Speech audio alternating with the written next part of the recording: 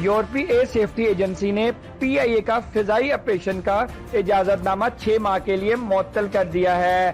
اس معطلی کا اطلاق 1 جولائی کو رات 12 بجے یورپی وقت کے مطابق شروع ہو جائے گا۔ ترجمان پی آئی اے کا کہنا ہے کہ پی آئی اے یورپی ایئر سیفٹی ایجنسی کے ساتھ مسلسل رابطے میں ہے اور ان کے خدشات کو دور کرنے کے لیے ٹھوس اقدامات کر رہے ہیں۔ یورپی ایئر سیفٹی ایجنسی نے پی آئی اے کا فضائی آپریشن کا اجازت نامہ 6 ماہ کے لیے معطل کر دیا ہے۔ اس معطلی کا اطلاق 1 جولائی کو رات 12 بجے یورپی وقت کے مطابق شروع ہو جائے گا۔